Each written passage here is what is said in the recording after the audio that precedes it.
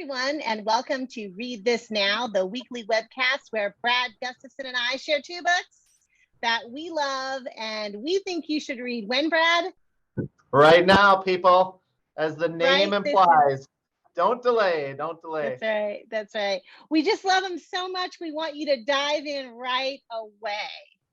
Only the best for you, everyone.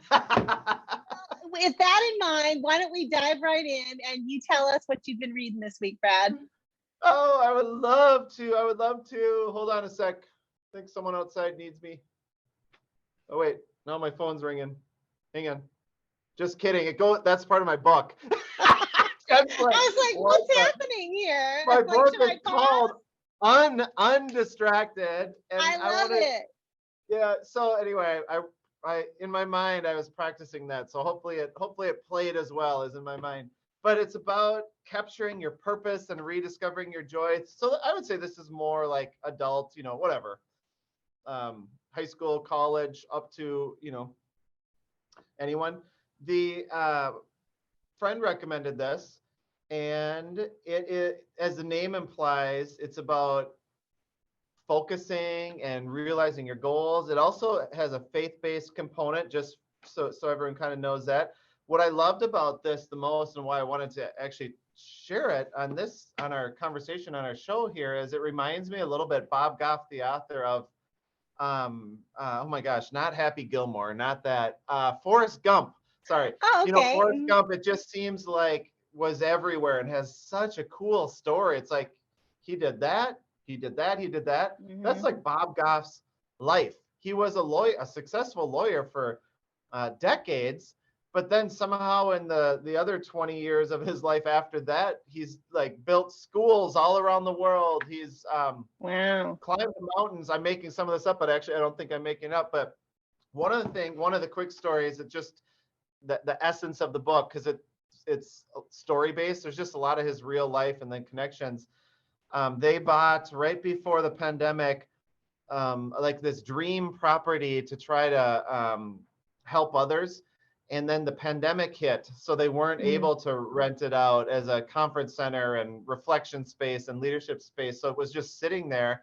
So what do you do in life when plans change? Like, do you stay committed to the vision? Do you pivot? Do you focus on something else? And the story in the book is there was an adjacent property where there was like a horse in the pasture, and they just thought, you know what? No one's coming to the conference center in the middle of a pandemic. But there's a horse pasture, and that seems to be something that people are like the solitude works, the horse. So they pivoted, and they were able to buy the land with zero horse experience. And he tells some stories about that too. And now it's actually part of the conference center, which I think is open now as things have opened up a little bit. But a sub story in this is that someone gifted them a horse once they knew they had the horse property. And that was a really nice thing to be given a horse, right? Later on, they tested the horse just to learn more about it or something. And they found out it came from a thoroughbred lineage, or like a really famous racehorse. So in other words, it was valuable. And he called the donor. He's like, you realize the horse you gave me is like Secretariat's nephew. I'm just making up names, but like a really famous horse nephew. And they're like, yeah, we knew that. We were wondering if you would know, or whatever. It's just a really cool thing. Anyway, the whole point of the thing is through personal stories and real life experiences, and then also some that are really far-fetched, like things that he's done to help partner with people and just show love, like just be available and love people, how to live an undistracted life. And the other reason I think is compelling is for someone who has lived such a awesomely connected on a human heart level, not necessarily like an internet level. Like, if he's going to give advice and share personal stories on how to be undistracted, I'm kind of interested, because I'm fascinated that he's had all these, opportunities to just try to help people and do crazy things and meet really famous people through serendipitous events. So I feel like I've been distracted kind of sharing that story, just because how do you convey the essence of a book that has so much? But maybe the book will help me. I love that. Here it is, Undistracted. By Bob, is it Goff? Bob Goff, yeah. He has a really good podcast I've listened to as well. I forget what it's called, but he had a couple other books, New York Times bestseller. He's done Love Does, Everybody Always, a few other, Dream Big. I think Dream Big is his podcast. And he has people on who have just done really cool things that have helped people and matter. And it's been neat just to hear those authentic conversations. So anyway, I highly recommend it, especially if you're into like inspiring books that kind of stretch your thinking and that are entertaining and that make you feel good and that give you strategies you can use. So it sounds like, okay, so a few weeks back you shared a book about storytelling. Yeah. And it sounds like this book, you know, like the storyteller had sort of mastered some of those skills, whether they, you know, they've read that other book or not. You know, it's now you're an expert on storytelling. So you can, you recognize when somebody's got good storytelling game. Yeah, it is funny now when I read stories, I think about the technical things that are effective in them. It's kind of, you know, or like, oh, they should have done this, you know, that's hilarious. And just another affliction. We probably do that. A lot of educators do that when we go to parks and see kids either behaving or not behaving. You're like, they should try that. It's like, oh boy, just enjoy the park, right? Exactly. Anyway, that's but I really do. Despite all kidding aside and on the distraction thing, it really is a good read. So what do you got for us, Jen? Well, in a strange way, I feel like our books are a little bit connected because it sounds to me, having not read the book that you shared, that there is some similar themes between our two books. Recently, I've just been sort of like, not in an intentional way, but sort of in the back of my mind, seeking out and thinking about books that sort of underscore the importance of community. Like the idea that we're all stronger and better together and we need each other, even if we don't always agree on things, even if people look different from one another or have different beliefs or faiths or whatever, you know, that we are all sort of in this together and need one another. And I've been thinking about that. And I think part of that is because we've read, I mean, I say we because you and I, we've read some really great books this year, I think, that have delved into that a little bit. Like I'm thinking about Mr. Shoes, This is a School, or David Bowles, Our Two Border Towns, or My Two Border Towns, or Dear Student by Ellie Schwartz. You know, like all of those books that sort of capture or lean into this idea of how important community is. And even though all of those books were wonderful and I love them and I recommend them all the time, I think I've like sort of leaned or stumbled across one that might be, I think has captured that idea better than any other book I've ever read. And that I think you can market right now, Brad. I think this book is going to win a bunch of awards this year. So put it on your to be read pile, right? Don't wait till after the awards. And then you're like, oh yeah, Jen said, I want you to put it on your pile now. It's called The Ogress and the Orphans by Kelly Barnhill. And some of you may remember Kelly Barnhill. She won the Newbery a few years back for her book, which was, again, wonderful, The Girl Who Drank the Moon. She writes these beautiful fantasy books for middle grade readers. I mean, even though this book is long, I could see a fourth or a fifth grader, even a really precocious third grader falling in love with this book, especially if they had a parent or a teacher or a caregiver who was reading it with them.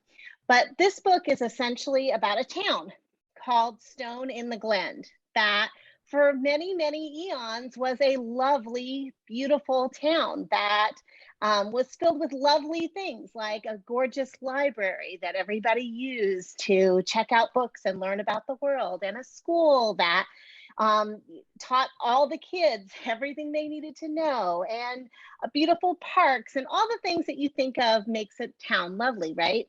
But then some things started to happen that changed the town. First, they started hearing reports of a dragon that was threatening nearby towns and that was coming too close to them. Their one comfort was that they had a new mayor that they knew had one time fought and defeated dragons. So they were sure that he could protect them from the dragon. And yet, as things started to happen in town, such as first the library burns down, then the school burned down. Then a giant sinkhole appeared in the town. And ate the entire park. Was those things started to happen and their crops started to fail, the town went from being lovely and trusting and a giant, beautiful community to a place where its citizens became suspicious of one another. They didn't know who was to blame, who might have burned down the library, what caused the sinkhole, who was causing their crops to fail. They began to distrust one another. And they didn't know who to blame. Was it the dragon who was still maybe lurking out there? Was it the ogress who had moved into the outskirts of town and who was mysterious? There's also stories of trolls and of other creatures that maybe are to blame. But above all else, they seem to distrust one another, including one of the town's oldest institutions, which is an orphan house, a house that used to be supported by the whole town to raise its children who didn't have families for whatever reason. Soon they even become under suspicion. Until a moment when, and I don't want to give anything away, they have to start rethinking what it is they want out of their town, what's important, and this fundamental question of what it means to be a neighbor. One of the things I think kids will really respond to in this book is it's got a wonderful narrator who says things to the reader like, now listen, you got to listen to this part. This part is really, really important. But the narrator is a mystery. We know that the narrator is a character in the book, but we don't know until the very last chapter who the narrator is, which I just love. It's That's beautifully cool. Written, and it's a book that feels like an instant classic, like the type of book that like 50 years from now, kids who read this book now as a kid will be taking out for their own grandchildren and wanting to read it to them. It's one of those books. And I loved it so much. I think the fantasy elements are something you will really respond to, but I also think it's an important book because it focuses on this idea of what we really want our communities to be and what we have to do, what our job is if we want to create the community that we envision. And so again, it's called The Ogress and the Orphans, and it's by Kelly Barnhill, and I think you should read it right now. What a lovely book share and book talk. Question now, this is me trying to catch up. You said Girl Who Drank the Moon. Did that win a Newbery? Yes, it did.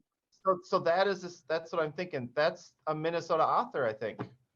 Is she? Is Kelly Barnhill Minnesotan? I did not know that. Yeah. Hang on, she is. She certainly is. I just looked at Hold on. This might be the first time in the history of anything, but for sure this show, I knew something Jenn didn't. I'm so sorry. I know a million things I don't. You know what, Jenn? I should act like I've been there before, but the truth is I haven't. That is not true. That's not true. Well, that's exciting. All the more reason why you have to bump this book up, because I think you will love it, Brad. It had a Brad Gustafson feel. I loved her other book, but this one sounds really, really cool too. So awesome. I don't want to jinx anything, but I could see this book with Newbery stickers on it. I mean, it's of that caliber. It is just really extraordinarily well done. So regardless, it's won an award of my heart, and I can't wait to share it with everyone that I know. So my usual protocol is to take mental notes when you book talk or to go back and look at our spreadsheet. But on this particular one, I actually busted out the Post-it because I could tell by the way you were talking about it. It's like, this is like everything you said. Like, don't wait on this one. Yay! Well, then that's a win already. So that's wonderful. Now, speaking of spreadsheet, right? There you go. Go for it. Yeah. So for a list of, I guess, this Jenn's book here and all the other ones we've talked about over the years, go to bit.ly/read_this_now. I think I got that right. Good stuff there, though. Perfect. Yay. I was in there the other day, and I just have to say, I love that spreadsheet because I'm a nerd, love spreadsheets, but also because it makes me feel warm inside when I think about all the book talks that we've done over the last 4 years. It has been 4 years of our show, and that's amazing to me. That's so cool. And I do have friends and even future friends, people I don't know, just every once in a while say, yeah, I heard you talking about that and I read that. And it's so cool because I can relate because I hear you talk about them and then I read them. So me too. In fact, before we go, I just will say, even today, somebody was asking me about books that contain dragons, and I said, well, I haven't read them yet, but Brad loves these books called Battle Dragons by Alex London. I knew them right away because of what cool. you had said. So anyway, thank you to our 3.5 viewers. We appreciate you. We will see you next week, and until then, happy reading.